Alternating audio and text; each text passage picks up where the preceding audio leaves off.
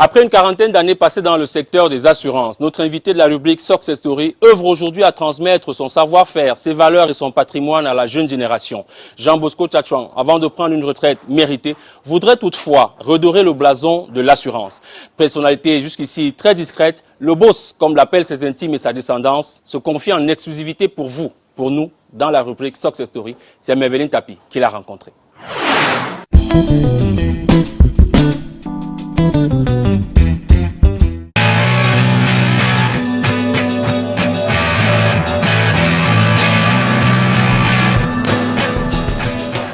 Regardez Success Story avec Johnny Walker. Keep Walking Cameroon.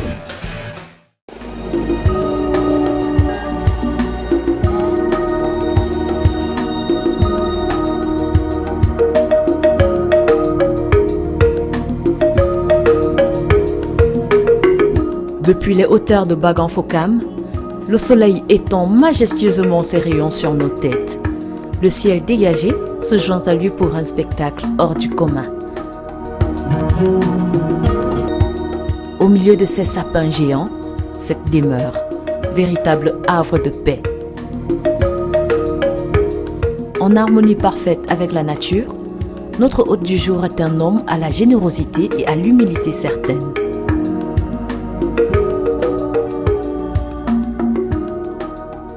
C'est quelqu'un de très généreux, de très honnête et un battant.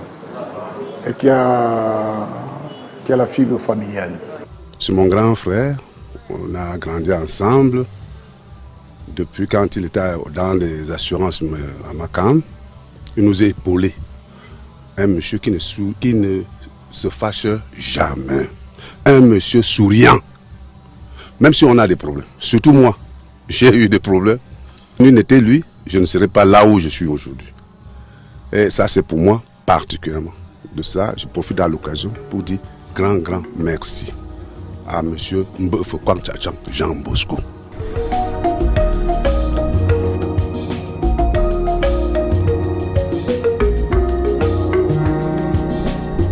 Président directeur général de Les Mutuelles Réunies, une entreprise de courtage en assurance, Jean Bosco Tchatchouan vient au monde le 15 octobre 1955 à la maternité centrale de Yaoundé.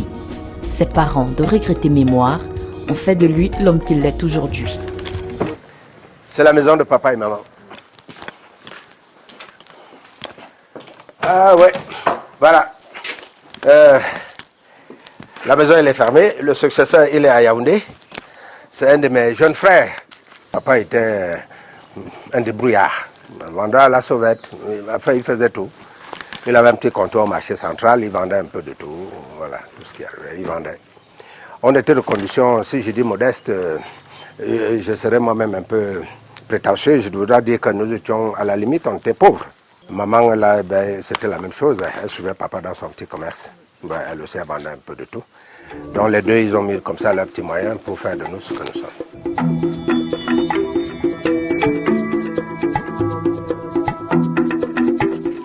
De ses parents, il garde 3 valeurs essentielles: l'éducation, la modestie et la simplicité. Enfant rebelle, il est pourtant le plus doué. J'ai poussé la famille en avant, j'ai boosté toute la famille. Et à l'époque, papa ne voyait pas que j'étais son petit génie. Le génie, il est toujours un peu fou. Donc j'étais un peu ce genre, un peu... Voilà, qui ne savait pas moi-même ce que je voulais. Et tout très intelligent à l'école, mais qui veut en même temps faire le commerce, comme tous les enfants de l'époque, qui veut... ne pas aller à l'école, mais qui va à l'école et qui réussit. Et tout, et finalement on s'est rendu compte, à force de réussir, que voilà, le chemin, c'était le chemin de l'école. Et je suis très fier de ce parcours qui a fait de moi ce que je suis aujourd'hui. Ça me permet d'ailleurs de mieux apprécier chacun à sa juste valeur. Parce que quel que soit ce que vous faites dans la vie, faites-le bien.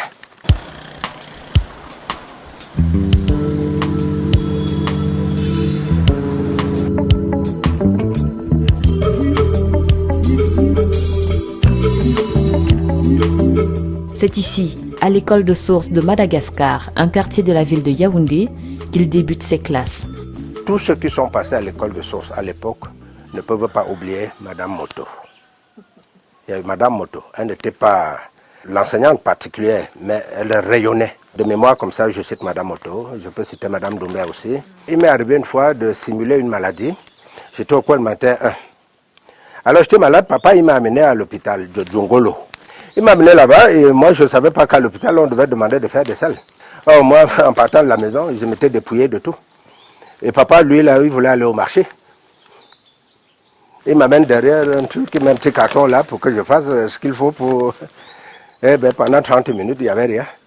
Et le vieux s'est mis à me gronder. Il me dit, cet enfant, pourquoi tu es si méchant? Tu ne veux pas que j'aille au marché aujourd'hui? Qu'est-ce que c'est cet enfant? J'attends, le docteur attend, tout le monde attend. Et tout. Alors le lendemain, pour ne plus être malade et tout, ne plus aller à Djongolo, j'ai guéri le même jour. Et le lendemain, je suis reparti à l'école. Voilà. Et tout.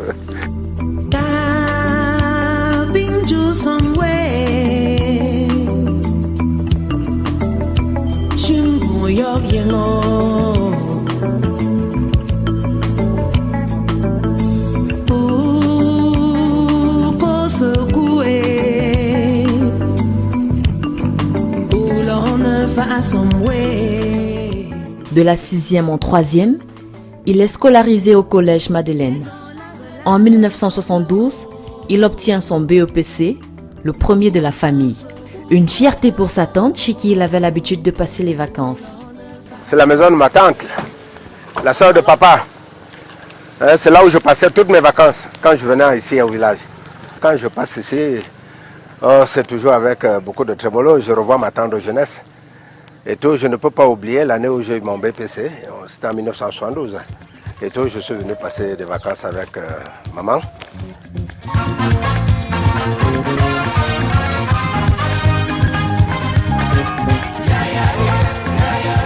À l'âge de 17 ans, il est le plus jeune admis au concours de l'école des eaux et forêts de Mbalmayo. Il ne pourra intégrer la dite école du fait de son jeune âge. Alors, il poursuit ses études à Foulassi. Et c'est à Bertois, capitale régionale de l'Est, qu'il fait sa classe de terminale. Nous sommes en 1977.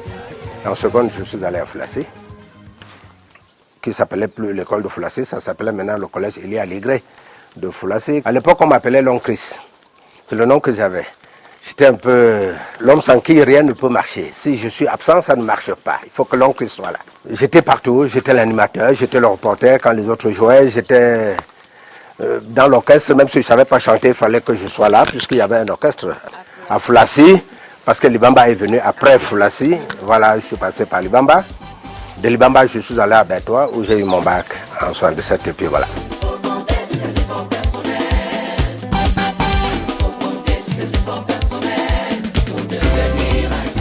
Il est boursier de l'État camerounais et s'inscrit en sciences économiques et en chimie-biologie à l'université de Yaoundé. Quand nous sommes donc à l'université de Yaoundé, mon ami à l'époque, le docteur Zeja Hugues, il est pharmacien, Zeja Kemajo Hugues.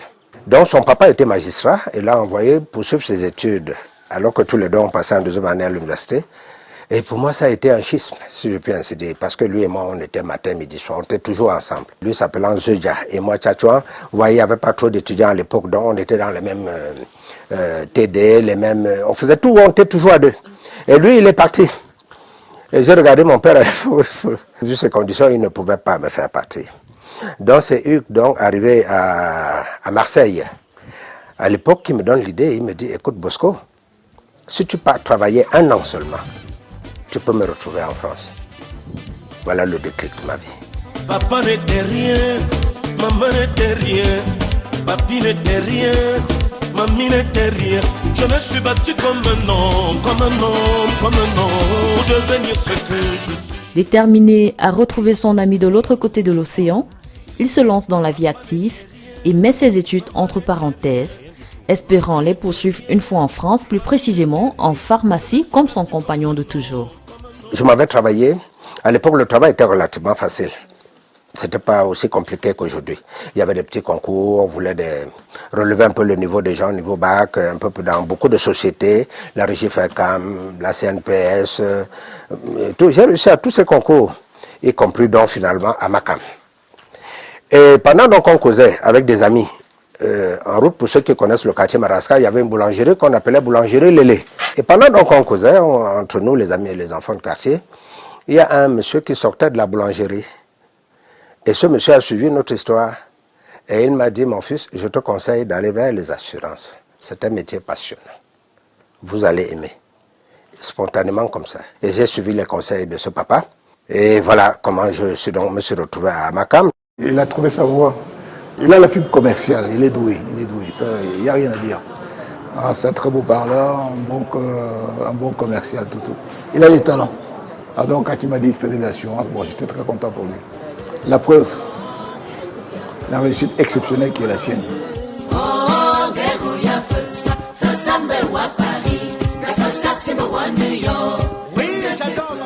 Il passe le test d'intégration de l'assurance mutuelle agricole du Cameroun en septembre 1978. Il travaille sous les ordres de Timothée Mboumi, directeur général. Quelques années plus tard, il est affecté à Bafoussam, une ville qu'il ne connaît guère, mais qui contribuera de manière essentielle à la construction de sa carrière. Je n'avais jamais été à Bafoussam de ma vie. Pour moi, c'était une blessure, une déchirure, pratiquement. Je suis de l'ouest du Cameroun, je veux dire, pas mes parents. J'ai dit souvent à mes amis pour rigoler que je suis un Bamileke du centre. Et tout, donc j'ai toutes les cultures du centre, toutes les habitudes, les us et coutumes du centre. J'ai grandi ainsi, j'ai été, formaté ainsi. Mais j'arrive à Bafoussam et c'était compliqué pour moi. Il a fallu m'intégrer. Mais ce que je suis devenu dans la vie, je dois vous l'avouer, c'est grâce à ce passage à Bafoussam. Bafoussam m'a édifié. Bafoussam m'a montré le culte du travail. C'est à Bafoussam que j'ai appris la valeur travail. Je rencontre des amis, parmi lesquels un aîné, Jean-Luc Ateba, avec sa femme que nous appelions ancienne, Denise, dont le petit appartement que j'occupais à l'époque était juste en face de chez lui. Et lui, il était déjà un professeur certifié. Donc, étant marié, il m'a reconnu, grand frère et tout, donc on formait une seule famille. Et c'est chez lui que nous mangeons tous. J'étais un jeune célibataire, j'avais à peine 24 ans quand j'arrivais à Bafoussam. Donc, un jour, il y a des augmentations de salaire. On est à table, en train de manger. Alors, Jean-Luc, fonctionnaire de son État, un haut fonctionnaire de son État, il calcule son salaire et il dit à son épouse que, voilà, je veux gagner tant maintenant. Je lui demande s'il parle de son salaire. Il me dit, oui. Je dis, comment ça? Et c'est ainsi donc que j'ai dit, mais ce salaire, je l'avais déjà, avec mon niveau. Et tout, je ne savais pas ce que ça veut dire tertiaire 2, fonction publique, tout ça à l'époque, pour moi, c'était une nébuleuse. Spontanément, j'ai dit, mais pourquoi je vais encore aller faire de longues études pour venir gagner ce que je gagne déjà aujourd'hui? Et c'est ce jour que j'ai décidé de faire de l'assurance mon métier.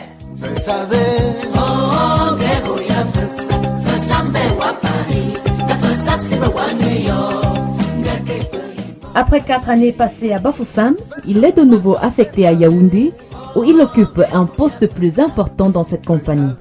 Je suis réaffecté à Yaoundé. Et donc, c'était déjà l'élan. On savait déjà que dans Amakam, on savait déjà qu'il y a un grand bosseur qui s'appelle Jean Bosco Tchachouan à Bafoussam. J'étais déjà inspecteur provincial à l'époque. Et venu à Yaoundé, on m'a nommé inspecteur avec d'autres collègues. Nous étions 8 et nous étions donc les inspecteurs nationaux. Et c'est nous qui étions donc chargés de sillonner toute la République.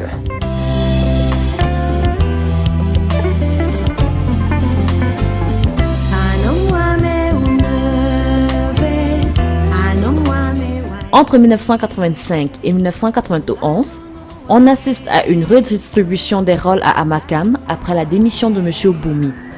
De nombreux changements sont opérés au sein de la structure. Pour maintenir sa place, Jean Bosco Tchachouan redouble d'efforts et se démarque positivement de ses collègues. Je me retrouve dans la production, sur les conseils de M. Ndiomo qui me connaissait très bien. Il avait besoin de moi dans son guichet de production, de vente. Et le guichet, ce n'était pas une mince affaire. J'étais à peine chef de bureau, mais je m'occupais déjà de toute cette production automobile pour l'assurance du particulier. Il fallait travailler très dur. J'étais au bureau à 5h30 du matin, je vous assure, et j'en repartais à minuit tous les jours.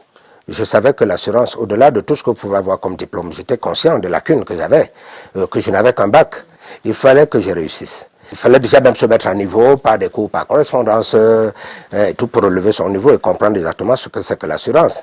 Et tout, c'est vrai qu'à l'école, on va vous enseigner, l'assurance c'est une opération par laquelle une personne se fait promettre moyennant paiement. C'est purement livresque. L'assurance, madame, je vous assure, l'assurance, c'est la vente.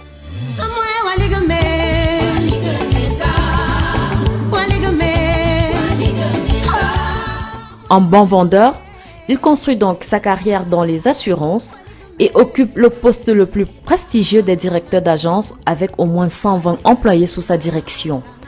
En 1996, les assurances mutuelles agricoles du Cameroun mettent la clé sous le paillasson et c'est le début d'une nouvelle aventure pour ce passionné des assurances. On avait pressenti que ça pourrait ne pas aller, à Makam ça pourrait ne pas aller. Donc 2-3 mois avant, et tous on préparait déjà quelque chose. 1996, février 1996, c'est la création de l'assurance Les Mutuelles Réunies, ce que nous appelons LMR, dont je suis le PDG. Je voudrais rendre un hommage ici à quelqu'un, je ne sais pas s'il sera content que je le cite, mais je vais le citer, il s'agit de M. Ambassa Léonard. M. Ambassa Léonard était directeur administratif et financier à Makam, quand moi j'étais directeur d'agence de Yaoundé. Nous étions des amis. À Makam, il y avait beaucoup de problèmes internes. Hein. La position de chef d'agence que j'occupais, il y avait des convoitises, il y avait, voilà. Eh bien, M. Ambassa, connaissant les talents de vendeur, dans tout et sachant qui moi j'étais, a été pour moi d'un secours immense. Ce monsieur, quel que soit tout ce qu'on pouvait ou dire en secret contre moi, eh bien, il fallait passer sur le corps d'Ambassa pour m'atteindre. Quand je dois donc créer LMR qui n'existe pas, je vais donc voir M. Ambassa. Nous nous retrouvons à son salon. Je lui dis, voilà, DAF, comme je l'appelais à l'époque, il faut que je lance quelque chose. Il me dit oui, on s'est mis à chercher le nom. M. Ekoumou Raymond, qui était directeur technique ou directeur général à l'époque, et tout nous a rejoints ce jour-là, et ensemble nous avons trouvé le nom. Les Mutuelles Réunies. Mutuelles et réunies en même temps. Mutuelles pour ne pas trop s'écarter de la défunte à Makam, et puis réunies pour montrer, la force de ce que nous voulions mettre sur pied. Le travail est un moyen par lequel Dieu pourvoit à la nourriture de l'homme. Travailler. Avec force et détermination, il fait de Les Mutuelles Réunies une référence dans le milieu des assurances au Cameroun. On n'avait rien. Rien du tout. J'ai associé à mes côtés 2 personnes.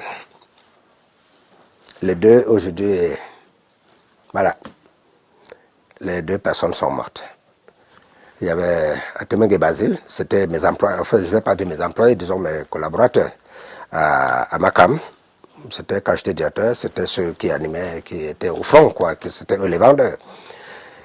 Et Atemenge et Abel Matin, les 2, je les ai appelés pour dire, bon les gars, ils m'ont dit chef, même si vous nous amenez n'importe où, on ira vous, on va vous suivre, on va aller avec vous. Parce que nous formions une famille. Le premier objectif, c'était d'abord de rattraper les clients d'Amakam. On s'y est mis, on a essayé, c'était très difficile, on n'avait pas de moyens. On s'est bien battu comme toute entreprise, une jeune entreprise qui s'est créée. Et tout, même si on avait vu la disparition d'Amakam, on l'avait vu arriver, il fallait des fonds pour démarrer, c'était pas évident. C'était très difficile, extrêmement difficile, mais on avait la foi en ce qu'on faisait. On savait qu'on va réussir. La vraie magie c'est le travail. Travail mon ami. La vraie magie c'est quoi? C'est quoi? La vraie magie c'est le travail. En 2008, alors que tout semble aller pour le mieux, il perd l'un de ses meilleurs collaborateurs. Atemenge en 2008, il est tombé malade, hein? Il est mort en 2008. Je voulais relever ça parce que c'est quelque chose qui m'a déchiré le cœur, la mort d'Atemenge. C'est un enfant que j'aimais beaucoup. Il m'a laissé des enfants et c'est ce que je voulais raconter. Atemenge, là où tu es, si tu m'écoutes, il faut que tu saches que les enfants que tu m'as laissés au Koumaï 1, eh ben, ils sont tous universitaires aujourd'hui. Tous, je les ai envoyés à l'école, je m'en occupe jusqu'à aujourd'hui. Et en sa mémoire, j'ai recruté son jeune frère, qui n'était pas assuré, qui était un instituteur, mais à qui j'ai conservé le salaire de M. Atemenge, qui était un salaire assez conséquent, parce que ses parents étaient vivants. Étant vivants, il fallait donc la continuité. Atemenge était le bras fort de sa famille. Il fallait donc, voilà, à travers donc, son jeune frère qui s'appelle Samedi. Donc, Samedi a pris le relais pour la famille.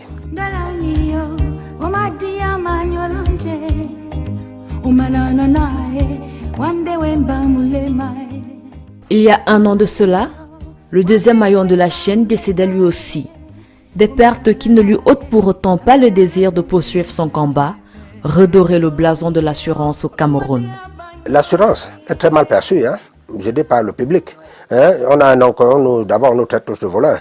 C'est le nom consacré. Non, ceux qui disent qu'on ne paye pas, c'est ceux qui sont gentils. Ceux qui le disent, c'est ceux qui sont gentils. Mais en réalité, on nous traite de bandits, on nous traite de tout, parce que l'assureur vend des produits intangibles.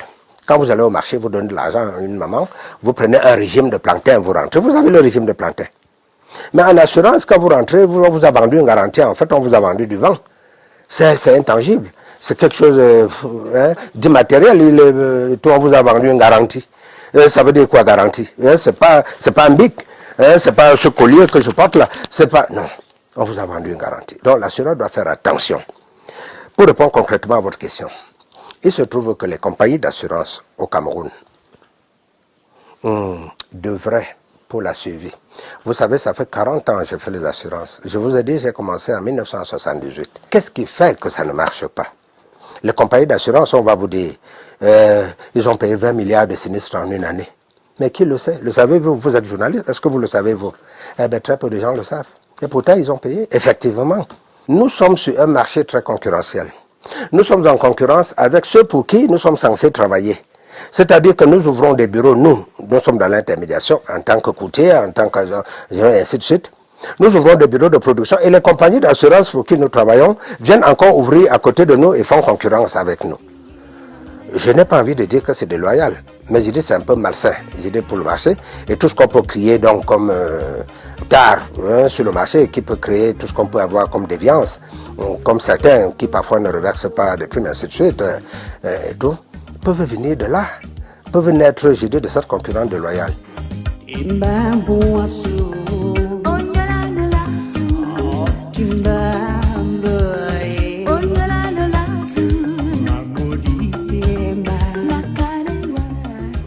Pour mener à bien son combat, il est une fois de plus entouré de jeunes. C'est un PDG proche de ses collaborateurs que nous retrouvons ici à Douala, au bureau régional LMR pour le littoral. Un bureau complètement mis sur pied par l'un de ses fils, sur qui il s'appuie pour la relève. Je suis arrivé à un moment donné, quand j'allais en prospection, je n'avais plus de patience.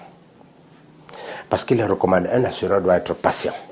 Si vous allez chez un client qui vous a donné rendez-vous à 11h, même si à 13h, 14h, il ne vous a pas reçu, vous devez attendre. Mais à un moment donné, depuis quelque temps, je me suis rendu compte que je n'avais plus cette patience-là. Et tout, au bout de 30 minutes, si je ne suis pas reçu, moi, je m'en vais. Voilà, j'estime que le bon Dieu m'a déjà beaucoup donné. Voilà, je m'en vais. Et c'est mauvais pour un assureur. C'est la première raison qui a commencé à me faire réfléchir autrement. La deuxième raison, c'est que depuis à peu près 7-8 ans déjà, j'ai cette grâce de travailler avec un de mes enfants, Steve Tchachouan, que vous devez connaître par ailleurs, qui fait son petit chemin. Mais ça n'a pas été facile pour lui. Ce n'est pas facile pour quelqu'un de travailler avec son papa. Et tout, mais voilà, il y a des papas qui savent passer la main.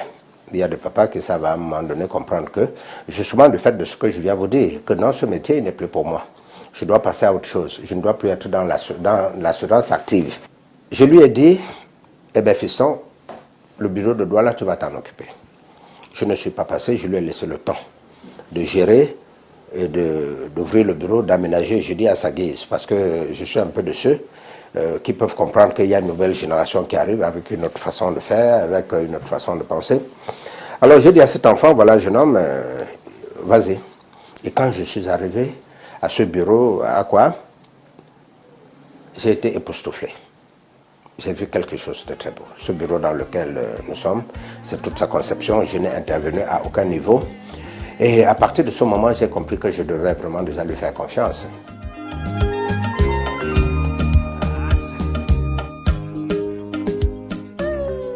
Alors qu'il s'apprête à passer la main, après 40 années de bons et loyaux services, il souhaite laisser un héritage conséquent pour la jeune génération. La jeunesse, c'est le poumon de notre économie aujourd'hui. Nous avons des enfants qui sont surdiplômés, nous avons des enfants qui sont formés, nous avons des enfants qui ont faim. Notamment, moi, je mets l'accent sur cet aspect parce que je ne veux pas d'enfant qui vient passer son temps à ne rien faire dans un bureau. Non, j'en veux pas. Ce que je veux, c'est des enfants qui ont faim. Je veux des enfants qui veulent en découdre avec la vie. Je veux des enfants qui veulent donner un sens à leur propre vie.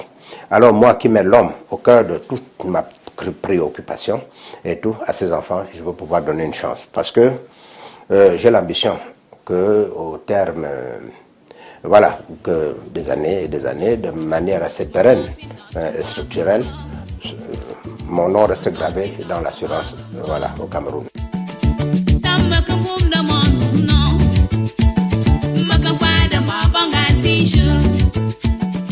Grâce au travail rendu à la nation, Jean Bosco Tchatchouang est élevé au rang de chevalier, puis officier et aujourd'hui commandeur de l'Ordre de la Valeur. Président du comité de développement de Bagan Fokam, il y a également reçu un titre de notabilité. Dans le Ndé, il y a un titre, vous avez des titres de notabilité. Le plus grand des titres, c'est Menkam. Mais il y a un titre que le chef ne donne qu'à une personne durant tout son règne. Un seul titre, c'est Feukwak. Et j'ai donc eu cette grâce voilà, d'être ennoblé par Sa Majesté, le chef supérieur Loé Tendier Thomas. Vous savez, le développement pour moi, c'est deux choses hein, pour un village. La première chose, c'est l'éducation. Il faut envoyer les enfants à l'école. Quand vous avez envoyé des enfants à l'école, vous leur avez donné les clés de la vie. Parce que la vie, elle est faite de portes fermées. Donc quand vous leur donnez les clés, ça leur permet donc d'ouvrir les portes. Toute la vie, on passe sa vie à n'ouvrir que des portes. Et si les enfants ne sont pas outillés, comment s'en sortiront-ils s'ils n'ont pas été à l'école? Donc il y a l'école. Il faut absolument que tout Bangan Fokam, dans ce village, nous avons de la maternelle jusqu'en terminale.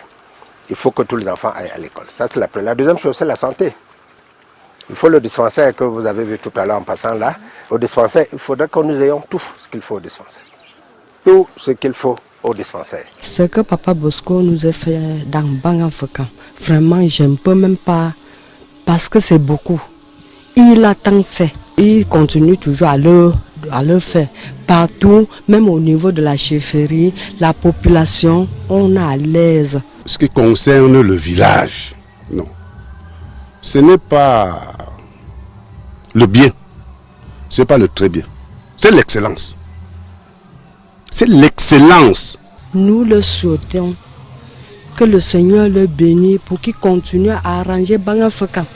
Pour que Bangan Fokam devienne large jusqu'à ce que vous voyez Bangan Fokam comme la France que nous voyons dans la télé. Quel qu'en soit les problèmes focamaises, monsieur s'implique corps et âme. Voilà le plan social sur ce monsieur. Pas seulement de Bangan Fokam, même les voisins. Bonne chance, Papa Bosco. Bonne chance dans notre village Bangan Fokam. Ça, je dis seulement que Dieu puisse bénir mon cher frère Tchatchouang, bénir mon grand frère et lui donner abondamment pour qu'il puisse relever ce village enclavé.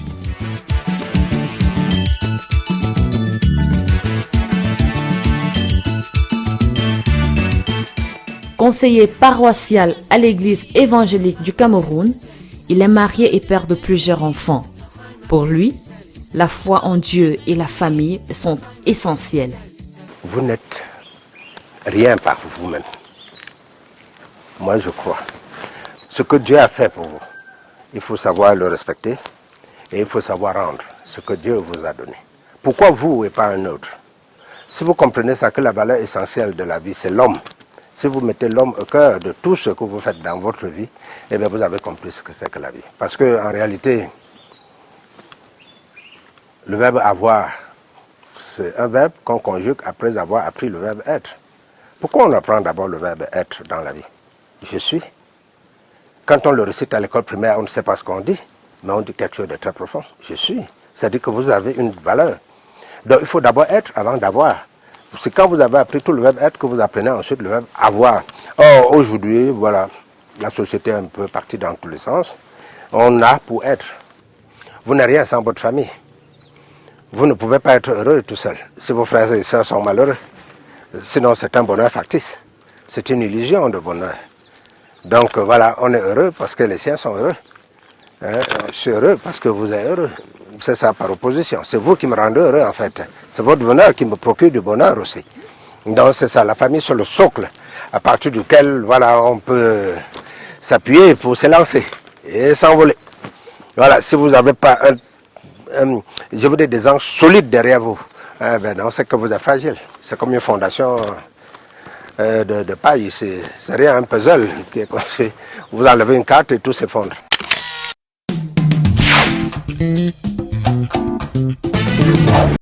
Pour vous qui nous rejoignez à l'instant, nous sommes toujours à Bagan-Fokam en compagnie de Jean Bosco Tchatchouang. Il est le président directeur général de Les Mutuelles Réunies. C'est une entreprise qui fait dans les assurances. Je ne vais pas dire compagnie d'assurance parce que ce ne sera pas vrai, mais ils sont courtiers en assurance. C'est ça. Courtier en assurance qui est un terme générique à notre profession et qui veut tout simplement dire intermédiation. Le courtier, je vous l'ai déjà dit précédemment, c'est un professionnel qui est agréé par l'État. Alors, Monsieur Tchatchouang, avec vous, j'aimerais aborder un aspect capital de la vie. C'est vous qui me l'avez enseigné d'ailleurs quand on a discuté avant cette émission. Le paradoxe de la vie. Je ne sais pas si je vais pouvoir le dire dans les mêmes termes. Mais ce que je vous ai dit spontanément, effectivement, je l'avais ressenti. Alors, vous passez toute votre vie à travailler. Quand vous êtes jeune, surtout nous qui sommes partis de moins que rien, j'appartiens à une génération qui a passé toute la vie à s'accrocher. Parce que quand nous posions le pied, c'était dans le vide. On a passé toute la vie comme ça à s'accrocher. Et voilà, par la force de notre travail, par la volonté de Dieu, on ouvre un petit chemin, on ouvre une brèche. On a été privés de beaucoup de choses. Nous sommes nés, on avait beaucoup de fantasmes, beaucoup de... Oui, beaucoup de rêves. Des rêves. On s'est dit, et quand vous commencez des rêves, hein, et tout, pour vous dire, même la viande est un rêve. Quand vous arrivez maintenant en situation de pouvoir vous offrir une bonne bouteille de vin, eh bien, c'est à ce moment qu'on va vous dire, non, ne mangez pas ceci, ne mangez pas cela, ne buvez pas ceci. On vous interdit tout ce qui est bon, en fait, on vous l'interdit. Parce que, et c'est ce que j'appelle le paradoxe de la vie. Ce qui est vrai, c'est que, à un certain âge, vous vous dites, quand je serai grand, quand je serai en situation, je ferai ceci. Quand savez-vous, pauvre de vous-même, vous n'en savez absolument rien du tout. Quand vous arrivez à ce moment, vous ne pouvez plus faire ces choses-là, mais il y a d'autres plaisirs. Et ça me permet de vous demander quelles sont les valeurs qui encadrent votre vie de manière générale. La valeur essentielle est la valeur humaine. Il faut mettre l'homme au cœur de toute son action. Si vous n'avez pas compris ça dans la vie, que tout ce que vous pouvez faire dans votre vie devrait concourir au bien de l'homme, de votre semblable. Votre semblable, pas forcément votre frère biologique. Je vous assure, le matin quand vous priez, donne-nous notre pain quotidien dans notre prière dominicale. Mais qu'est-ce que vous dites en fait? Dieu ne descend pas du ciel pour vous donner. Il passe toujours par des instruments. Il passe par quelqu'un pour atteindre quelqu'un. Alors vous donc maintenant, il vous l'a donné, qu'en avez-vous fait? Je vais vous dire, c'est ce que vous faites l'argent par exemple qui donne de la valeur à l'argent. C'est ce que vous faites de l'argent que vous avez qui donne de l'importance. Qu'est-ce que ça veut dire avoir des milliards? Ça n'a pas de sens. J'ai dit dans la vie, ça veut dire quoi avoir des milliards, mon Dieu? Si on a des milliards, c'est pour créer des entreprises, c'est pour employer les enfants, c'est pour mettre les gens au travail. Si chacun pouvait à son niveau, parce qu'au lieu d'adorer un bout de papier sur lequel on a mis des chiffres, ce que nous appelons argent et tout, si vous créez des entreprises, vous avez des jeunes polytechniciens qui sortent là, qui n'ont besoin que de 5 millions pour créer et mettre sur pied une entreprise. Les 5 millions, vous ne les avez pas. Il ne les a pas. Mais vous, vous avez des milliards à garder. Ça n'a pas de sens. Alors, quel est le secret de votre réussite à vous? Je sais que vous me diriez, il faut mettre réussite entre guillemets. Si réussite veut dire le petit chemin que j'ai fait jusqu'à aujourd'hui, il faut pouvoir rendre grâce à Dieu. Je dis pour ça. Dans tout ce que je vous ai déjà dit le long de l'interview, la simplicité, l'humilité, la reconnaissance que votre semblable est comme vous-même, tout ça, ça vous façonne un être humain et ça vous donne une... Il faut aimer les gens. Derrière cet écran, il y a des milliers de jeunes qui nous regardent. Oui.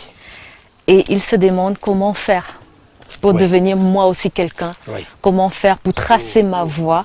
J'ai envie de vous dire, quel est le conseil que vous leur donnez? Mes chers enfants, dans la vie, vous avez deux choses.